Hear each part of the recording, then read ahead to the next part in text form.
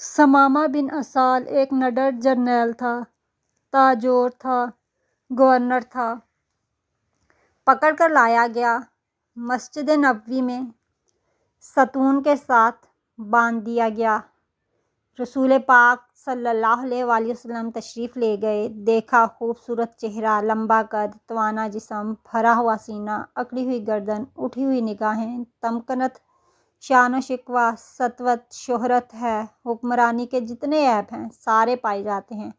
رسول اکرم صلی اللہ علیہ وآلہ وسلم آگے بڑھے، کہا ثمامہ کیسے ہو؟ ثمامہ بولا گرفتار کر کے پوچھتے ہو کیسا ہوں؟ رسول پاک صلی اللہ علیہ وآلہ وسلم نے فرمایا کوئی تکلیف پہنچی؟ کہتا ہے تمہاری تکلیف کی کوئی پرواہ نہ، تمہاری راحت کا کوئی خدشہ، جو چیز چاہے کر لو۔ رسول پاک صلی اللہ علیہ وآلہ وسلم نے فرمایا بڑا تیز آدمی ہے۔ اپنے صحابہ کو دیکھا، پوچھا اس کو دکھ تو نہیں پہنچایا؟ عرض کرتے ہیں یا رسول اللہ گرفتار ہی کیا ہے، دکھ کوئی نہیں پہنچایا۔ پیکر حسن و جمال نے فرمایا ثمامہ ذرا میری طرف آنکھ اٹھا کر دیکھو تو صحیح۔ ثمامہ کہتا ہے کیا نظر اٹھا کر دیکھنے کی بات کرتے ہو؟ میں نہیں دیکھتا۔ مجھ کو مارا جائے گا تو میرے خون کا بدلہ لیا جائے گا۔ جبرائیل بھی غیظ و غضب میں آ گئے ہوں گے۔ عمر فاروق کی پیشانی سلوٹوں سے بھر گئی، تلوار کے میان پر ہاتھ تڑپنے لگا۔ اشارہ آبرو اس کی گردن ہو، محمد صلی اللہ علیہ وآلہ وسلم کے قدم ہوں، یہ کیا سمجھتا ہے؟ لیکن رحمت للعالمین صلی اللہ علیہ وآلہ وسلم کے ہونٹوں پر مسکراہٹ ہے۔ فرمایا جتنا غصہ ہے جی چاہے نکال لو، لیکن ہمارا چہرہ تو دیکھ لو۔ ثمامہ نے جواب دیا اس نے مدینے والے کو دیکھا ہی نہیں تھا۔ اس نے کہا تمہارا چہرہ کیا دیکھوں؟ لوگو یہ ہے وہ پیغمبر رحمت للعالمین جس کے نقش قدم پر تم کو چلنا ہے۔ جب بے آسرا تھا تب بھی شکر نہیں ڈالی، آج تاجدار تھا لیکن پیشانی پر شکر نہیں ڈالتا ہے۔ فرمایا کوئی بات نہیں، میری بستی کی طرف تو نگاہ ڈالو۔ اس نے کہا میں نے روم و یونان، ایران و مصر کی بستیاں دیکھیں، اس بستی کو کیا دیکھوں؟ رحمت عالمین نے کہا کوئی بات نہیں۔ دوسرے دن آئے، پھر وہی جواب۔ تیسرے دن پاک پیغمبر صلی اللہ علیہ وآلہ وسلم آئے، فرمایا ہم سے تجھ سے کچھ نہیں مانگتے، ذرا دیکھ تو لو۔ کہتا ہے نہیں دیکھتا۔ اب آسمان گوش برآواز تھے، زمین سہمی پڑی تھی۔ دیکھیں آج اس نبی رحمت کی زبان سے کیا حکم صادر ہوتا ہے، اس گستاخ کو کیا سزا ملتی ہے۔ لوگوں نے دیکھا، کائنات نے دیکھا، آسمان طیبہ نے دیکھا، مسجد نبوی نے دیکھا، اس ستون نے دیکھا جس کے ساتھ ثمامہ بندھا ہوا تھا۔ اب حکم صادر ہوگا، اس کی گردن اڑ جائے گی۔ مگر ہمیشہ مسکرانے والے پاک پیغمبر صلی اللہ علیہ وآلہ وسلم مسکرائے، فرمایا جاؤ ہم نے اسے چھوڑ دیا ہے، چلے جاؤ، ہم نے اسے رہا کر دیا ہے، ہم تجھے کچھ نہیں کہتے، تو بڑا آدمی ہے، بڑے ملک کا حکمران ہے، تو نہیں دیکھتا، ہم تجھے کیا دیکھیں گے؟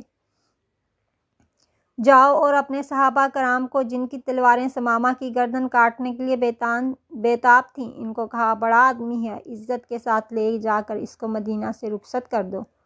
انہوں نے چھوڑا۔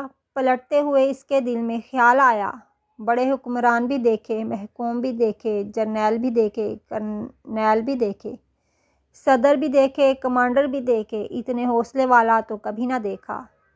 اس کے چہرے کو دیکھوں ہے کیسا؟ بس ایک نگاہ پر ٹھہرا ہے فیصلہ دل کا۔ پھر دیکھتا ہے، دیکھ کر سرپٹ بھاگا، اور پھر آگے میں نہیں کہتا، ثمامہ سے سنیں وہ کیا کہتا ہے۔ کہا قدم آگے کی طرف بھاگ رہے تھے، دل پیچھے کی طرف بھاگ رہا تھا۔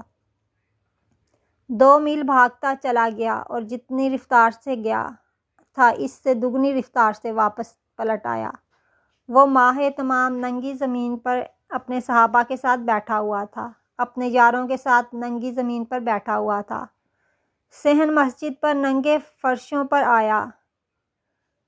نبی کریم نے نگاہ ڈالی، سامنے ثمامہ کھڑا ہے۔ فرمایا ہم نے تو تجھے چھوڑ دیا تھا، پھر آ گئے۔ کہا مجھ کو اپنا بنا کر چھوڑ دیا، کیا اسیری ہے، کیا رہائی ہے۔ چھوڑا تب تھا جب آپ کا چہرہ نہیں دیکھا تھا، اب آپ کا چہرہ دیکھ لیا، اب زندگی بھر کے لیے آپ صلی اللہ علیہ وآلہ وسلم کا غلام بن گیا ہوں۔ ثمامہ نے پھر رسول اللہ صلی اللہ علیہ وسلم اور صحابہ کرام رضی اللہ تعالیٰ عنہ کے سامنے بلند آواز سے کلمہ شہادت پڑھا۔ میں گواہی دیتا ہوں کہ اللہ تعالیٰ کے سوا کوئی معبود حقیقی نہیں، اور گواہی دیتا ہوں کہ محمد صلی اللہ علیہ وسلم اس کے بندے اور رسول ہیں۔ بعد ازاں محبت بھرے انداز میں یوں گویا ہوئے، میرے پیارے محمد صلی اللہ علیہ وسلم کی قسم، آج میرے لیے کائنات میں تمام چہروں سے محبوب ترین چہرہ آپ صلی اللہ علیہ وسلم ہی کا ہے۔ اللہ کی قسم، آج سے پہلے آپ کا یہ شہر دنیا کے تمام شہروں سے زیادہ برا معلوم ہوتا تھا، اور آج یہ مجھے تمام شہروں سے زیادہ محبوب دکھائی دیتا ہے۔ پھر اس کے بعد درد بھرے لہجے میں عرض کی، یا رسول اللہ صلی اللہ علیہ وسلم، مجھے انتہائی افسوس ہے کہ میں نے آپ صلی اللہ علیہ وسلم کے صحابہ رضی اللہ تعالیٰ عنہم کا بے درے خون بہایا ہے۔ بھلا میرے اس جرم کا مداوع کیسے ہوگا؟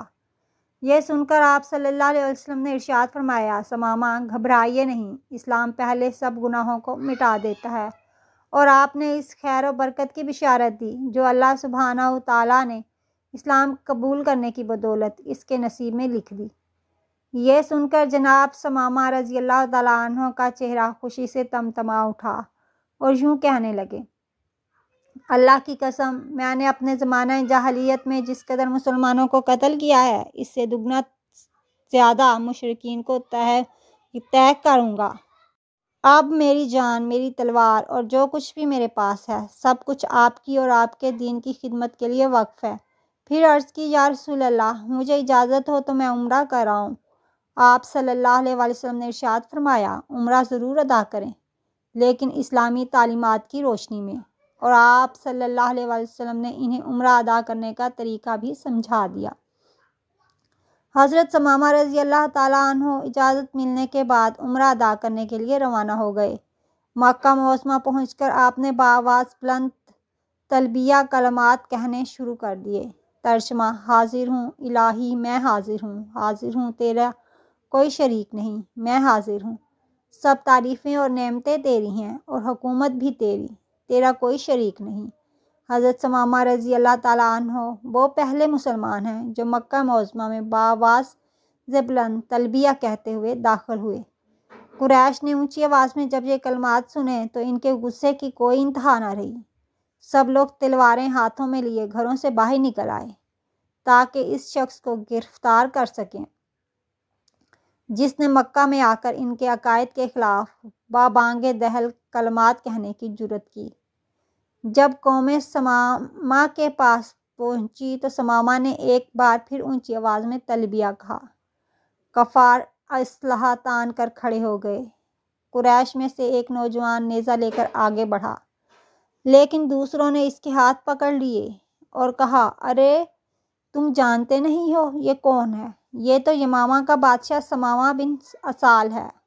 باخدا اگر تم نے اسے کوئی تکلیف دی تو اس کی قوم ہماری اقتصادی امداد بند کر دے گی اور ہم بھوکوں مر جائیں گے۔ قوم نے یہ سن کر اپنی تلواریں نیام میں ڈالیں اور حضرت ثمامہ رضی اللہ تعالیٰ عنہ سے محو گفتگو ہوئے۔